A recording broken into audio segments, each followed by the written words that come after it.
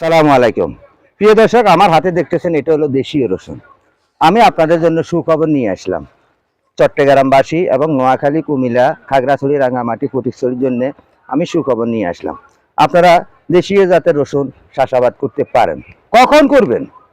এই যে এখন আমন ধান লাগানি হয়েছে, আমন ধান লাগানোর পরে যখন আমন ধান কাটা হয়ে যাবে তখনই আপনি এই দেশীয় জাতের রসুন লাগাইতে পারবেন।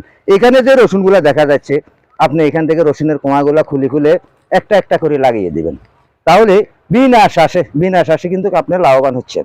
কারণ আপনারা জানেন, আমাদের এই দিকে যখন চট্টগ্রাম, নোয়াখালী, খাগড়াছড়ি, ফটিকছড়ি এবং হাটাজারিতে যখন ধান কাটা হয় তখন জমিনগুলো খালি পড়ে থাকে। অনেকে কিন্তু ইরি ধান চাষাবাদ করতে পারে না একমাত্র পানির সংকটের কারণে। কিন্তু আমাদের এই জনবহুল বাংলাদেশে খাদ্যের সংকট, সকল দিকে সংকট, এই সংকট কাটিয়ে উঠতে হলে আমরা অনেক সময় শত শত ডলার, হাজার হাজার ডলার দিয়ে বাইরের থেকে পেঁয়াজ রসুন কিনে খেতে হয়। কেন খেতে হয়? আমরা অলসের কারণে। আমাদের অলসতা দূরাইতে হবে। তাই আমি সকল কৃষক ভাইদের জন্য আহ্বান জানাইতেছি এবং যারা এই অন্য অন্য কৃষক আছেন সকল কৃষকের জন্য বলতেছি, কৃষি কর্মকর্তাদের জন্য বলতেছি, আপনারা কৃষকদেরকে উৎসাহ করুন তারা যেন চাষাবাদে আসে। তাদের কি কি প্রয়োজন, তাদের এই প্রয়োজনগুলো যেন মিটিয়ে যায়। তাদেরকে পানির সেচ দেওয়ার জন্য চেষ্টা করবেন, তাদেরকে এই সার ফাস দেওয়ার জন্য চেষ্টা করবেন, তাদেরকে উৎসাহ দিবেন। তাহলে আমরা এই বাংলাকে নতুন একটা স্মার্ট কৃষিতে অবশ্যই পরিণত করতে পারবো। কারণ আমাদের এখানে শত শত কানি জমিন খালি পড়ে থাকে। আমরা এই খালি জমিনগুলাতে যদি রসুনের চাষাবাদ করি, পেঁয়াজের চাষাবাদ করি, অন্য অন্য রবি শস্য লাগাই, যেমন সরিষা, যেমন তিল, যেমন কালো জিরা, যেমন ধনিয়া, এই চাষাবাদগুলা করতে পারলে অবশ্যই আমরা সেখানে স্বাবলম্বী হতে পারবো। প্রিয় বন্ধুগণ, আমি সকল দেশের সকল কৃষি ভাইদের জন্য বলতেছি, এই বাংলাদেশকে আমরা যদি নতুন বাংলাদেশকে যদি আমরা স্মার্ট কৃষিতে পরিণত করতে হয় তাহলে আমাদেরকে শ্রম দিতে হবে। আপনারা জানেন আমাদের কৃষি ক্ষেত্রগুলা 100%-এর মধ্যে মাত্র 40% আছে, 60% কৃষির আওতায় নাই।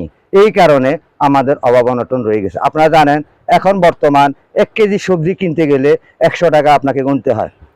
যারা শহরে চাকরি বাকরি করেন কিন্তু তারা 100 টাকা কেজি দিয়ে সবজি কিনে তাদের সংসার চালানি, মাস শেষে তারা ঘর ভাড়া, বাসা ভাড়া দিতে তাদের অনেক সংকট হয়ে যায়। তাই আমি সকলের প্রতি বলতেছি, আপনারা যে কোনো কৃষিতে জড়িত হন, সবজি লাগান, পেঁপে বাগান করেন, আপনারা মৎস্য খামার করেন, মুরগির খামার করেন, আপনারা যে কোনো এই কাজে কর্মে আপনারা শ্রম দেন। অলসে আনে দুঃখ, কর্মে আনে সুখ। আমরা যদি সুখ পেতে হয় অবশ্যই আমাদেরকে কর্ম করতে হবে। তাই আমি আপনাদের জন্য নিয়ে আসি পাবনা থেকে দেশীয় জাতের রসুনের বীজ। আপনারা আমার থেকে রসুন নিয়ে আপনারা চাষাবাদ করতে পারবেন। কিভাবে চাষাবাদ করে সেই বিষয়গুলা আমি আপনাদেরকে অবশ্যই বলবো। আপনারা যখন কেটে ফেলা হবে আমন ধান, আপনারা সেখানে একটু পানি সেচ দিবেন, সার ফার ছিটার পরে পানি সেচ দিয়া সেইখানে রসুনের কুচিগুলা খালি কোঁয়াগুলা খুলে খুলে আপনারা লাগিয়ে দিবেন। সেখানে কোনো বিনা শ্বাসে লাভবান হইতে পারবে। বিনা শ্বাসে, কোনো শ্বাস করা লাগবে না, হাল শ্বাস দেওয়া লাগবে না। কারণ পাবনার দিকে, বগুড়ার দিকে যারা চাষাবাদ করে তারা কখনো হাল শ্বাস করে না, তারা বিনা শ্বাসে এই রসুনের চাষাবাদ করতেছে।